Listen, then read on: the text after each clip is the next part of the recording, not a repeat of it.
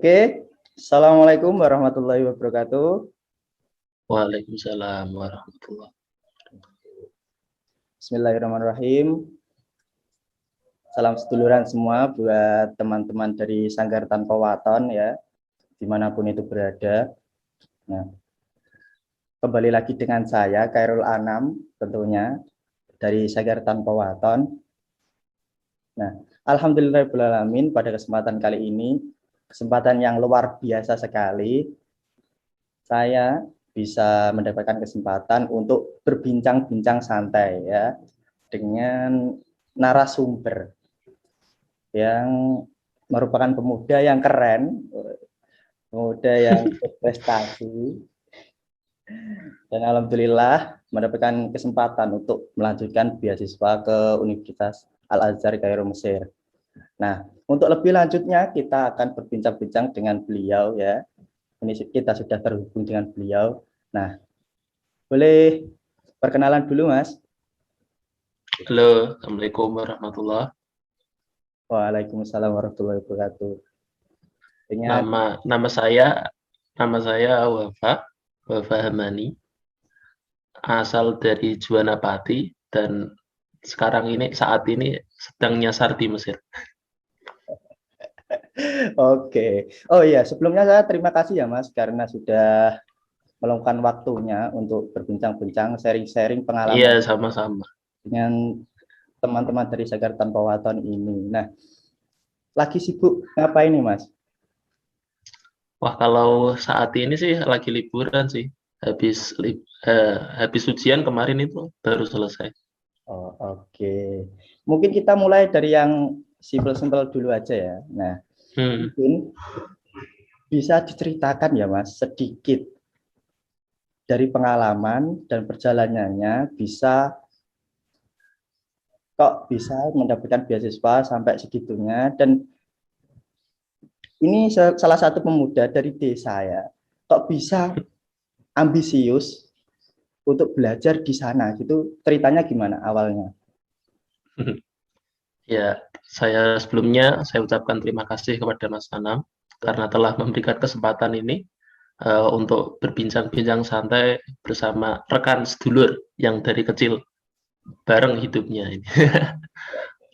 Kebetulan dari kecil, dari lahir ini sudah bareng. Dan alhamdulillah kita mendapatkan kesempatan berbeda, yang Mas Anam melanjutkan studinya di Indo, punya kesempatan di Indo, dan saya sendiri alhamdulillah disuruh pangeran bahasanya, nyasar di sini. Oke. Awalnya dulu sih saya lulus itu tahun 2018.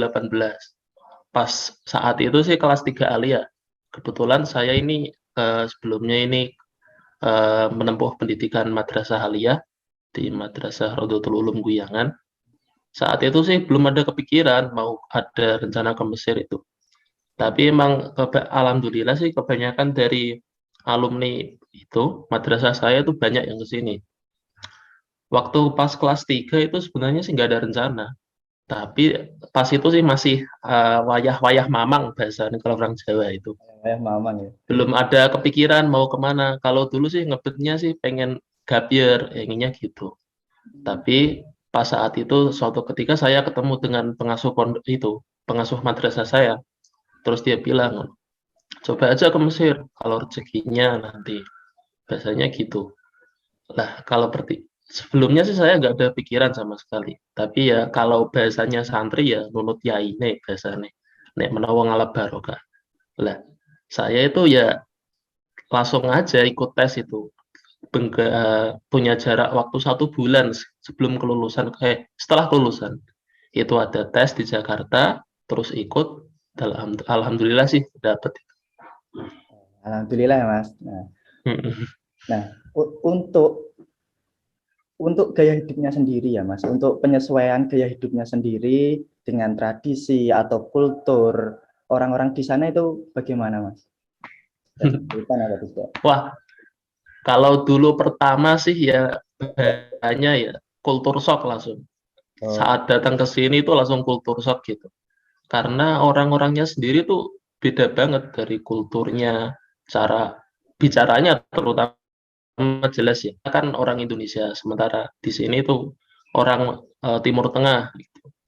Terus juga di Timur Tengah itu bahasa Arabnya itu bukan bahasa Arab yang kita lihat kayak di Quran atau di TV-TV gitu atau di video-video gitu, beda. Jadi itu rasanya tuh kaget pertama kali di sini. Hmm. Kok beda dari yang diekspektasikan, dari lingkungan juga, dari masyarakat.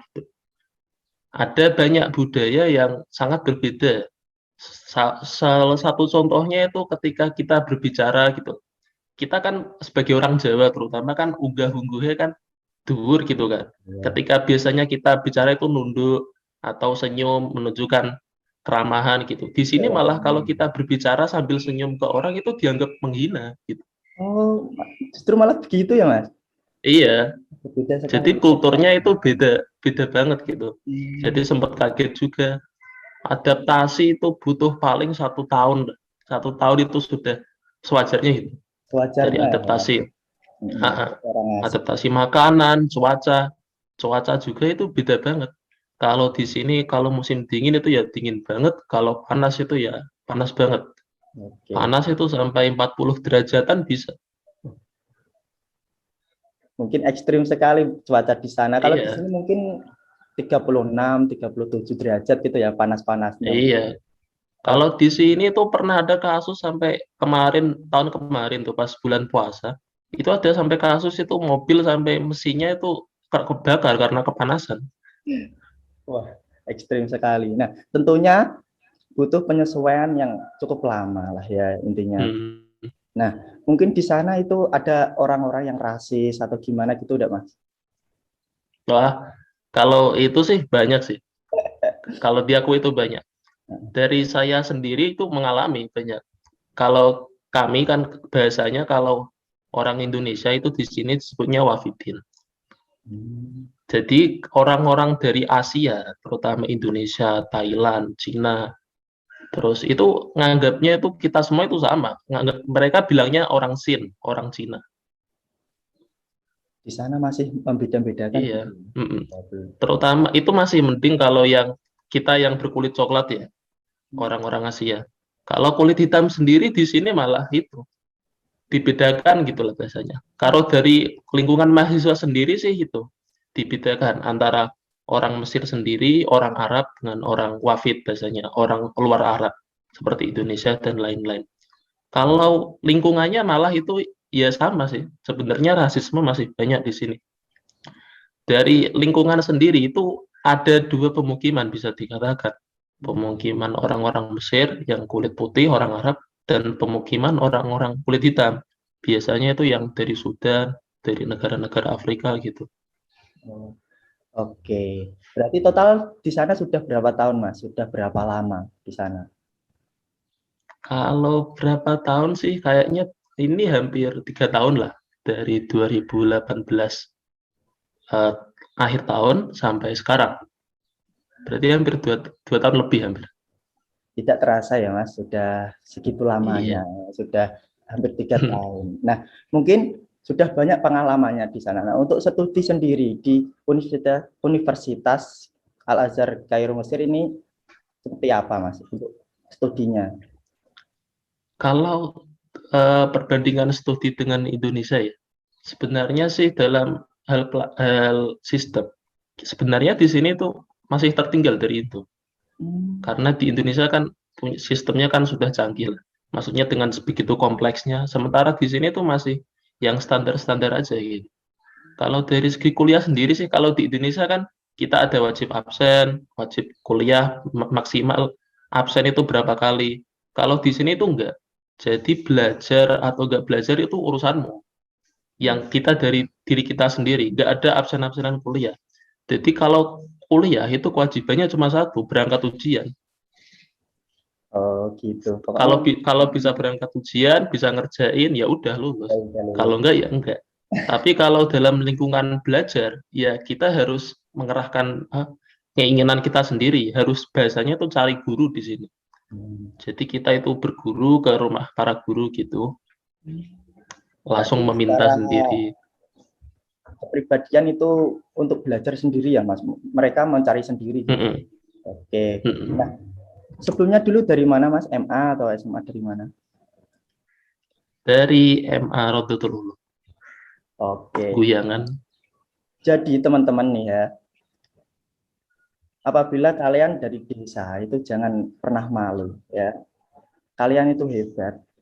Buktinya ada salah satu contoh dari Guyangan ya, MA Hmm, Raudatul Ulum ya. iya betul. Nah, Guyangan. Nah, bagi teman-teman Raudatul Ulum yang ingin sharing-sharing atau tanya-tanya tentang studi di Universitas Al-Azhar Kairo Mesir itu bagaimana, nanti tak taruh kontaknya ya di deskripsi gitu ya. Jadi kalian di desa Boleh, boleh. itu malah justru menunjukkan gitu ya Mas ya, menunjukkan bahwa kalian itu bisa. Malah jangan, oh saya dari desa, malah Hmm, mentalnya malah down, jangan. Nah, justru iya. kalian itu menjadikan suatu itu motivasi diri kalian. Nah, oh ya Mas, di Kalau di sini, sana, kalau di sini sendiri sih nggak cuma hanya dari itu ya, dari madrasah. hmm, Saya sih punya temen ya dari SMA juga ada yang ke sini, nah itu dari kan, SMA juga ada. Terus yang mereka yang kuliah sudah beberapa tahun. Saya punya temen itu dari dulu katanya itu sudah di IAIN Kudus, IAIN Semarang, udah berapa tahun. Terus pas ada ke sini, mereka daftar ke sini. oh gitu. Nah itu ya, jadinya banyak Mm, sekali dari desa sendiri, dari daerah sendiri itu mempunyai ambisius seharusnya ya Mas ya. mm, mm. Nah, jadi di sana Mas Wafa ini mengikuti organisasi atau apa atau perkumpulan apa gitu di sana? Saya mengikuti sih. Mengikuti apa Mas? Saat saat ini tuh saya menjabat dua sekretaris sebagai sekretaris utama Ikamaro Republik Arab Mesir dari alumni Rodotul Ulum dan sekarang juga menjabat sebagai sekretaris Lazisno cabang Mesir. Nah Mas, ini saya pernah lihat lah di sana itu kayak ada seperti perlombaan sepak bola. Nah itu khusus Oh itu atau gimana itu? Nah, iya, kalau lomba-lomba gitu sih kita kan jadi kan lingkungan di sini kan lingkungan mahasiswa kan jadi kita itu mengatur sendiri. Jadi kita membuat sendiri lingkungannya, nggak ada dari pihak universitas membuatkan gitu. Jadi kita itu membuat sendiri seperti kayak tanding lomba-lomba gitu. Kayak kemarin ada lomba sepak bola itu antar Nusantara dari seorang Indonesia yang ke sini, jadi kita ngadain tanding bola. Terus biasanya juga dari orang-orang luar kayak Malaysia, kita sering tanding gitu. Orang Sudan, orang-orang Mesir sendiri, gitu. berarti untuk Cari pengalaman. pertandingannya itu diatur sendiri ya antar mahasiswa, antar kayak sparring Iya, nantinya mm-mm. untuk fun aja ya, Iya, oke, pengisi mm-mm. waktu. Nah, Mm-mm. nah Mas, apa yang menjadi motivasi Mas Wafa ini untuk melanjutkan studi keluar? Dulu sih pertama itu ya sebelumnya sih nggak ada sama sekali sebenarnya. Tapi begitu kita pertama pertama dulu saya ya gitu, nggak ada motivasi sekali, ya cuma berangkat-berangkat aja. Tapi itu tahap demi tahap itu muncul sendiri motivasi itu. Dulu pertama sih motivasi saya itu ya untuk mencari itulah pengalaman terutama gitu kan. Kita kan nggak itu kan, nggak semua orang itu bisa dapat pengalaman. Hanya orang-orang tertentu. Nah, kalau selama ada pengalaman yang bisa ditawarkan kepada kita, ya setidaknya kita bisa coba ambil lah untuk dijadikan pelajaran. Oke, bagus sekali ya. Mungkin mungkin kan kita kan nggak tahu kan jalan kita ya untuk harus kemana, akan jadi apa, kita kan semua nggak akan tahu gitu kan. Iya. Tapi yang terutama sih kita harus coba semua itu. Setidaknya kita pernah mencoba semuanya. Oke. Nah, ini membuktikan bahwa doa, usaha, ikhtiar, dan tawakal itu sangat luar biasa, ya Mas ya. Sangat luar Ya, biasa. betul. Kan sekarang, pemuda sekarang itu mereka menduga-duga dulu, ya kan? Menduga-duga Hmm. dulu, ah, kalau begini itu gimana, kalau begini itu gimana. Mereka tidak mau mencoba Hmm. dulu. Kebanyakannya begitu kalau sekarang. Hmm. Nah, makanya itu sangat disayangkan sekali. Kenapa mereka kok tidak mencoba? hal-hal yang baru yang menurut mereka baru. Apabila gagal kan mereka bisa mendapatkan pembelajaran gitu ya. Betul. Tapi malah mereka kayak overthinking dulu lah gitu intinya. Nah, ini ada yang lucu dari Mas Hamani ini ya. Dulu ketika Mas Wafa ini naik bis atau naik angkutan itu selalu mabuk darat atau mual-mual. Nah itu kenapa ya Mas? Mungkin bisa diceritakan pada sahabat-sahabat ini ya. Ya, itu fakta lucu sih dan sangat menarik gitu. Nah apa di sana ini Itu masih begitu ini? Iya, jadi mabuk darat saya punya penyakit mabuk darat. Gak tahu sih itu sebenarnya penyakit apa enggak. Tapi itu sudah dari kecil gitu. Termasuk ketika sudah sampai di sini. Jadi dulu salah satunya motivasi saya itu yaitu nek menowo bahasane wong Jawa kan. Nek menowo delalah mabuk iso ilang. Dulu sih sempat gitu. Soalnya kan dulu ibu orang tua itu khawatir gitu. Kan orang gampang mabuk, naik kendaraan sedikit mabuk, kok malah sampai ke luar negeri gitu. Apalagi sampai beda benua gitu kan. Iya. Wong dulu ceritanya saya tes Timur Tengah itu kan perjalanan naik bis. Iya. Jadi selama perjalanan itu saya nggak sempat, yang lain itu kan pada belajar gitu kan. Saya tuh nggak bisa belajar karena itu mabuk terus gitu, tersiksa di bis gitu. Iya. Jadi selama sebelum tes itu saya nggak bisa fokus gitu. Ya gitu terus sampai itu saya sampai di sini. Itu masih ada itu, nggak hilang. Tapi alhamdulillahnya kalau di pesawat itu pas itu nggak mabuk. Nggak ada mabuk kalau pesawat. Jadi cuma di bis, angkutan umum, gitulah. Mungkin juga Mobil-mobil roda 4. Kondisinya ya. Kalau di bis itu kan sering ugal-ugalan gitu. Kalau soal ugal-ugalan, di sini itu malah lebih parah dari Indo sih sebenarnya. Jadi di sini itu ugal-ugalan itu hal yang biasa kalau bis motor gitu. Biasanya tuh kalau nggak ugal-ugalan nggak menang, nggak dapat jalan di sini. Lingkungannya itu gitu. Lah, kayaknya sih malah gara-gara itu saya itu alhamdulillah sekarang sudah hilang mabuk itu. Malah bagus. Setahun di sini itu malah alhamdulillah sudah hilang. Nah, kira-kira ada rencana enggak Mas untuk pulang ke Indo? Alhamdulillah ini sih rencana itu sekitar awal puasa. Awal puasa insya Allah sudah sampai di Pati. Nah, ini kan sekarang kondisinya COVID, Mas. Nah, di sana itu masih lockdown atau gimana gitu? Kalau lockdown sendiri sih kemarin sudah ya. Sebelum tahun ini, berarti akhir 2020 itu sudah berakhir sih. Untuk sekarang sih ya masa transisi lah. Dari lockdown menuju new normal gitu. Biasanya kalau di sini tuh normal jadi.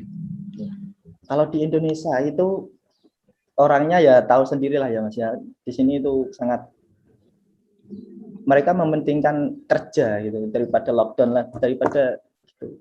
Karena di sini itu subsidi itu minim. Kalau di sana itu gimana Mas? Atau mahasiswa yang dari luar dapat subsidi dari kampus atau gimana? Sebenarnya sih kalau dari subsidi itu kita dapat dari pemerintah, terutama dari KBRI kemarin itu. Per orang Indo itu dapat subsidi sekitar total ya ada karo 500 pon. 500 pon itu ya kalau dikonversikan ke rupiah sekitar 400 ribuan lah. Tahun kemarin kita dapat subsidi pas ketika lockdown itu dari awal puasa sampai akhir tahun. Kalau keadaan COVID di sini sih setidaknya memang kalau dari segi jumlah sih lebih banyak Indo ya. Tapi kalau dari segi penanganan, alhamdulillah itu negara kita Indonesia itu lebih baik. Karena di sini tuh dari sistem kesehatan sih itu kita di sini kalah lah dengan Indo. Uang kemarin itu teman saya kan kena COVID dari pemerintah di sini Mesir sendiri itu nggak ngasih bantuan apa-apa. Malah yang jamin dari mulai sewa tempat, terus makan-makan itu dari KBRI Indo sendiri. Kalau kemarin tuh sempat ada bentuk rasisme lah dari orang Mesir sendiri. Pas sebelum COVID kan, saat masa-masa COVID lagi rame. Iya. Temen itu ada yang lagi sakit panas, mau periksa ke rumah sakit. Terus itu dapat penolakan. Katanya ya kita menyebabkan COVID lah, apalah gitu kan. Gitu ya. Soalnya kan yang saya sampaikan dari awal tadi kan, kita dianggap semua itu orang Cina gitu, nggak ada bedanya antara orang Cina, Indonesia. Mereka ya nyebutnya kita Cina. Sempat ada rasisme, tingkat rasisme tinggi sih pada waktu itu. Nah, terakhir ya Mas, ini terakhir. Apa pesan yang Mas Wafa ini bisa sampaikan kepada teman-teman dari pelajar maupun mahasiswa di Indonesia?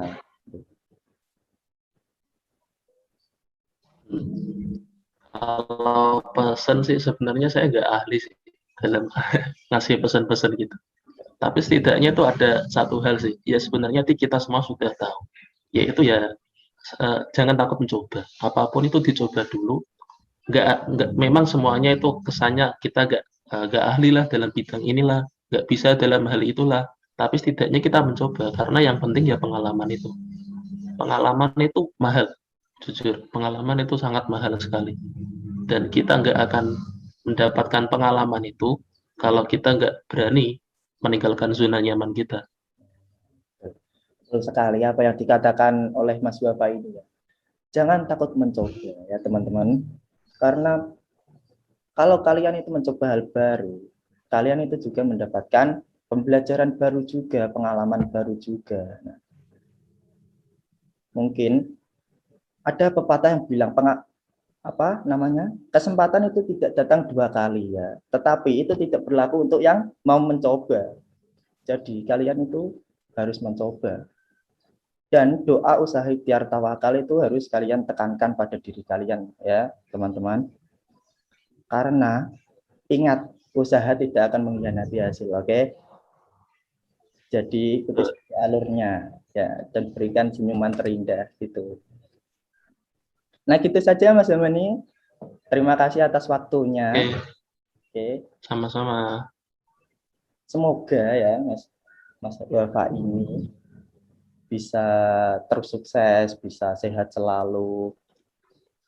Amin. Tentunya diberi kemudahan lah ya setiap langkahnya dalam belajar di sana. Gitu ya Mas Wafa. Amin. Amin. Itu saja dari kami berdua berbincang-bincang terkait ya generasi keren, generasi muda keren, generasi yang siapapun bisa berprestasi lah ya di sini. Kalian itu sebenarnya mempunyai bakat masing-masing. Kalian itu keren menurut kalian sendiri, diri kalian sendiri. Jadi jangan takut untuk mencoba. Gitu saja dari saya mewakili teman-teman dari Sanggar Tanpa Waton. Apabila ada salah kata atau tutur kata, saya ucapkan mohon maaf ya. Qul muwaffiq ila komentarik. Wassalamualaikum warahmatullahi wabarakatuh. Waalaikumsalam warahmatullahi wabarakatuh. Sukses terus Sanggar Tanpa Waton. Amin. Terima kasih ya Mas.